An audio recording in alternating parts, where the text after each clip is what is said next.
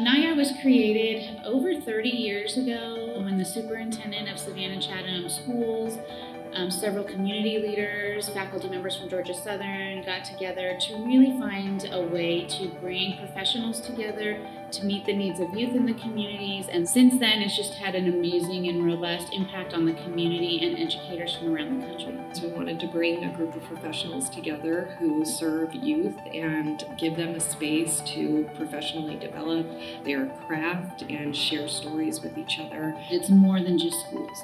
In order to really impact youth and the communities in which youth live in, we have to look at all of those influences on a child's life. The 5-H strand was incorporated into NYAR because we wanted to ensure that the holistic well-being of all children were served by the adults who advocated and worked for them. The original conference is named National Youth at Risk.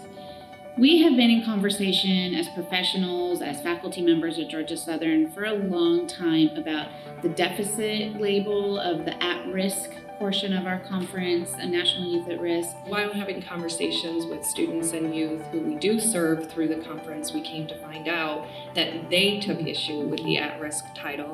And with them taking issue, it made us start thinking about, why do we call them that? While we don't want to sugarcoat the realities that many of our youth live in, we really want to focus and recognize the resilience that our students and our youth have and the advocacy work that the adults do that serve and support the youth they work with. And so we took those large steps to show that that resilience and that advocacy is what the conference is all about.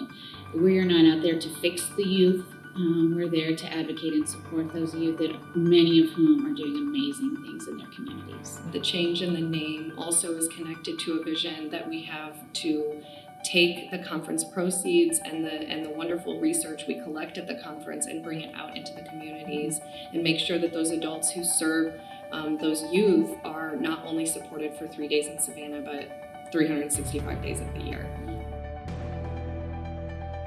It's really challenging to quantify how NYAR has impacted the local and regional communities. I mean, even in the state of Georgia and our local area, Savannah-Chatham, the number of teachers and professionals that attend our conference every year is just astounding. And we have found some ways to take proceeds from the conference and reinvest them in the communities that we serve, from drive-through community care fairs to bringing in speakers to work with youth and adults. We really want the impact of the conference to last beyond the conference itself. Also, we were able to find a way to create a critical resource award that we've been able to invest into several school corporations just here near us, and we hope to bring that nationally within the next 5 years. That really builds on the work that we're already doing to recognize schools. Our High Flying Schools Awards are a national recognition for schools that are making big impacts with traditionally marginalized student populations.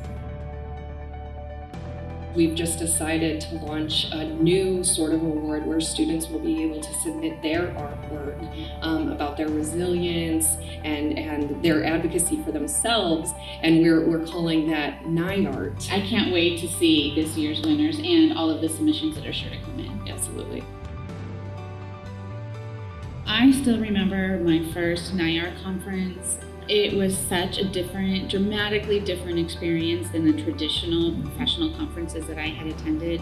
The energy level, the positivity, the excitement, and the engagement from practitioners from all across the country. And as two adults who did serve youth in our former professional lives, it means so much to me that we were able to give back to those adults who served the youth as we did. We leave that conference engaged, excited, energized, ready to tackle the rest of the school year and beyond. And even thinking about the end of the virtual conference last year, where everybody still signed on for that final meeting just to say goodbye to each other. And so you just even see that energy in the virtual space too. I think we also want our attendees to leave with that sense of connectedness that is always one of the outcomes of the conference.